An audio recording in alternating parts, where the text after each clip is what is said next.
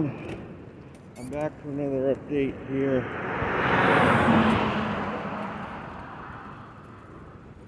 Today is Thursday, August 21st, 2025, as I continue my bike tour southbound along the California coast. I have come across the entire U.S. from Virginia starting May 7th. And I'm now extending my trip potentially to San Diego. Currently coming up on Santa Cruz, California. And about another 20 more miles riding along the coast here. And just across the county line into Santa Cruz County. And stayed last night at the hostel Pigeon Point Lighthouse. Cost only $38 for me to stay there at that hostel last night. Met some nice people. And now I'm continuing my journey along this beautiful stretch of coastline.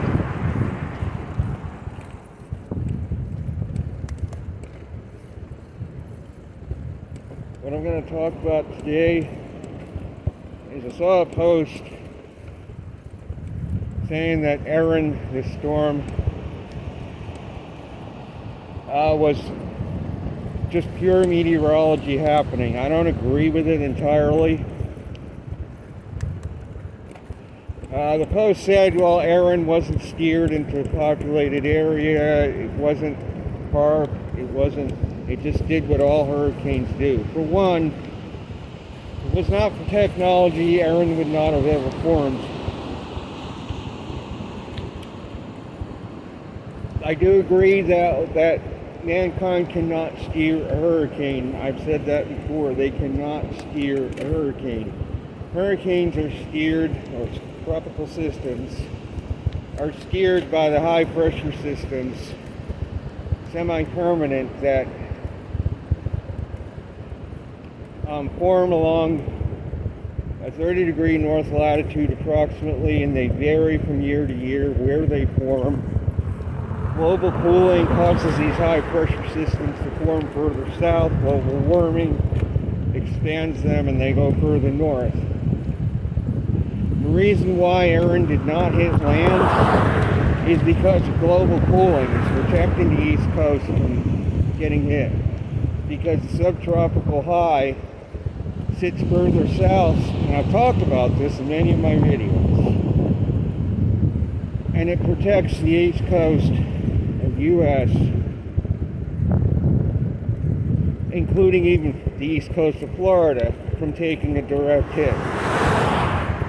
Because the high sits further south and east, it steers the storms more frequently out to sea rather than onto land in the U.S.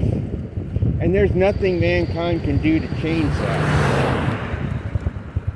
They can create a storm only because the conditions are almost right for a storm to develop on its own, close to the trigger point, and they can push it over that point with technology. And I have talked about this threshold where the storms are just not going to be able to form anymore due to a lack of heat. Because they're using more and more powerful technology, it seems, this threshold's going to be pushed back, but once it's reached, we're not going to see these storms anymore.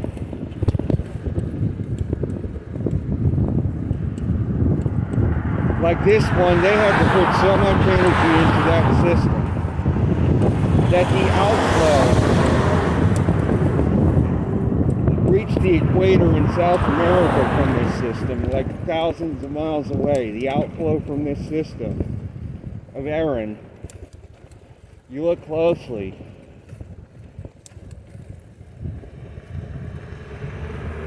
you could see that the outflow from this system made it thousands. That's not natural. The outflow normally only goes a couple of 100 miles out from the system, and the air descends around the perimeter of these storms into a high pressure system. It normally doesn't keep going for thousands of miles, forming eddies downstream, etc. in the atmosphere.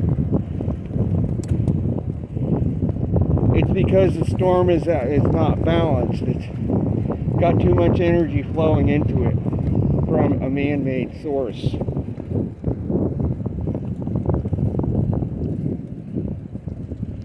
So I'm going to take a pause here because I'm about to climb a big hill.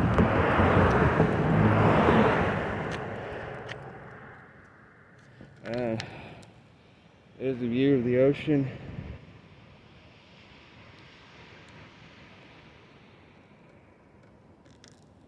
And some burnt out trees to the left. Must have been a fire here in the past. But Erin is a manufactured storm. It is not a hurricane anymore. It is transitioned to extratropical.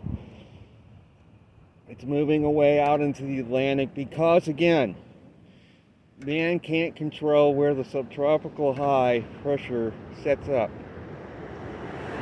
Climate determines that, the sun determines that. The level of activity on the sun determines where these high pressure systems set up. That's why Gloria hit the East Coast in 1985, for example, because the subtropical high was further north, and thus the storm was able to track further west before recurring and hit North Carolina, came up the East Coast. We're not getting that anymore much because the subtropical high is weaker, it's further east, it's further south, so these hurricanes or storms they do manage to get going by technology are just harmlessly curving out to sea. Of course, they try to get them going down in the Western Caribbean because they know that the positioning of that high is going to steer it to either west coast of Florida or the Gulf Coast. That's why we've had so many Gulf Coast hurricanes in recent years, because that high pressure, because it's sitting further south, if they can get something going in the Bay of Campeche, instead of going into Mexico like it would in previous years, it goes up toward the Gulf Coast or even the west coast of Florida now, because that high is further south. It's going to go north instead of northwest or west like it used to. But now I feel they've used up all the available heat in that area. They can't get anything going there anymore.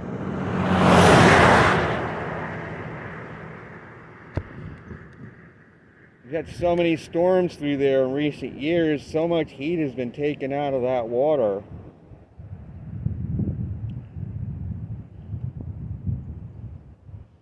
I still feel it's going to potentially be a no-show season this year, even though we've had Erin, which was manufactured, not a natural storm.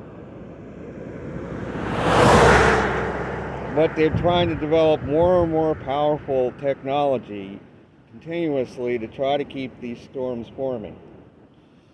I feel that if left to nature, the storms would no longer occur for at least a decade or longer. If the satellites were all blown out of the sky tomorrow, doing this, there wouldn't be any more hurricanes to talk about for quite a while.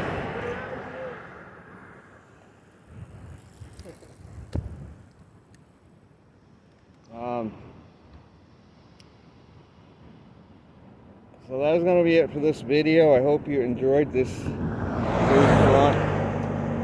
My goal today is to get past Santa Cruz, which is another 20 miles. There's a couple camping options beyond that. That's where I'm going to be heading to.